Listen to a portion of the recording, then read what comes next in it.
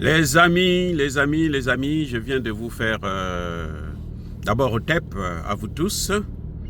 Je viens de publier la vidéo sur l'interview de Piotr Tolstoï, le vice-président de la Douma, qui s'en fout éperdument d'Emmanuel Macron.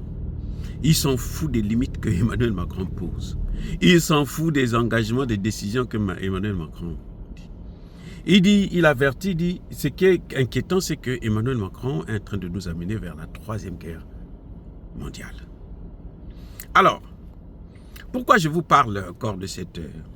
C'est pour montrer à quel point les journalistes français sont un peu stupides. C'est-à-dire qu'ils sont tellement habitués à manipuler les Africains qu'ils pensent qu'ils peuvent manipuler, qu'ils peuvent manipuler le monde entier.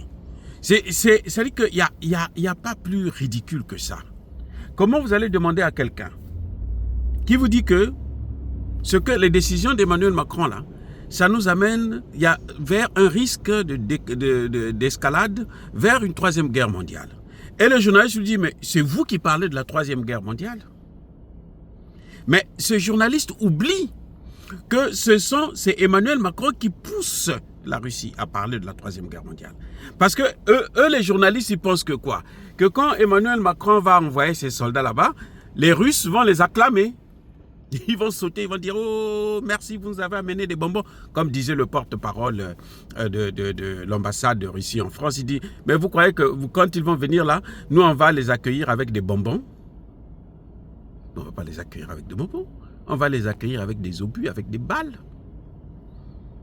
Aujourd'hui, 300 ont été neutralisés. 300. 300.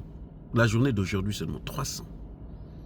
Une base logistique avec près de 300 mercenaires ukrainiens et étrangers ont été neutralisés. Donc le gars, c'est ridicule de demander, mais c'est vous qui parlez. Ce sont eux qui mettent la pression pour que les autres réagissent. Et quand les autres réagissent, ils disent que c'est vous qui êtes les auteurs de la situation.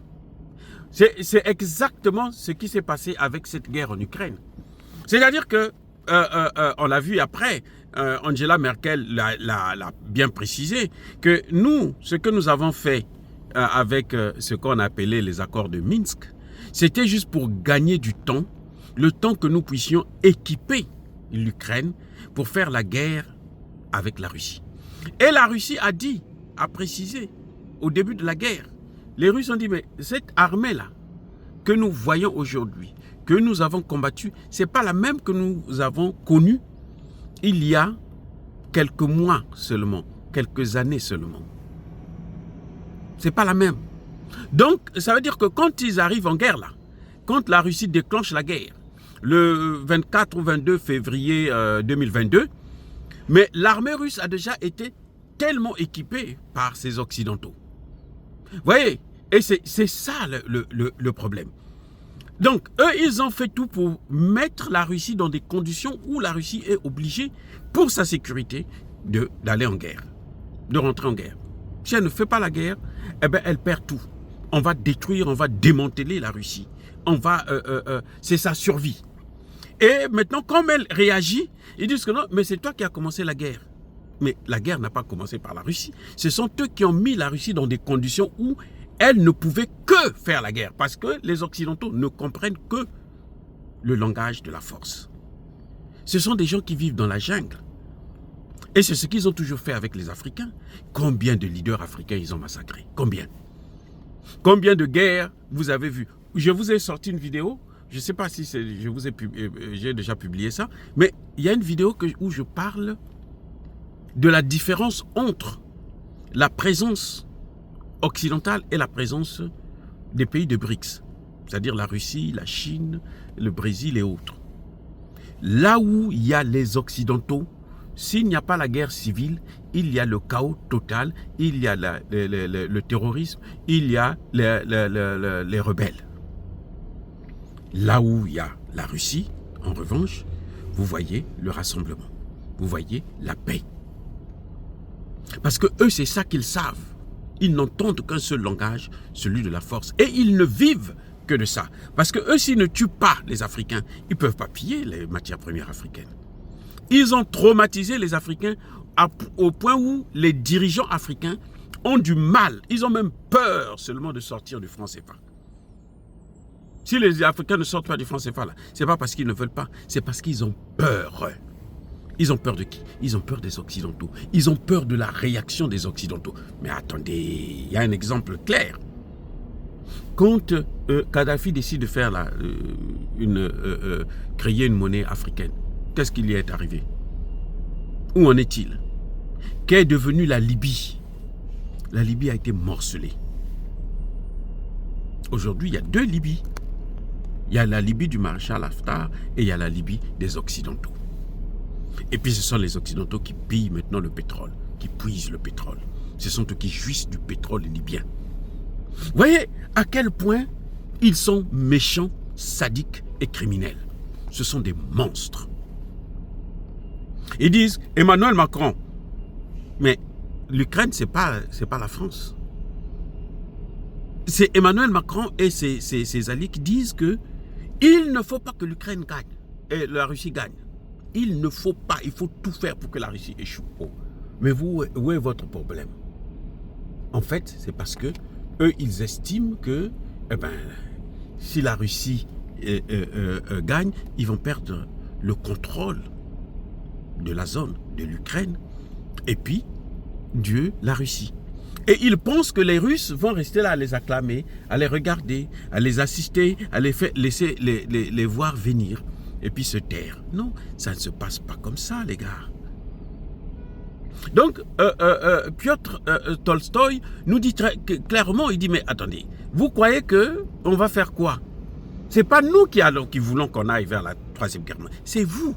Parce que, et cette guerre mondiale-là, elle risque d'être nucléaire, puisque nous battons pour notre existence. La Russie ne peut pas tolérer qu'en face de ce pays-là, ce qu'ils ont fait à l'Irak, ce qu'ils ont fait à la Libye.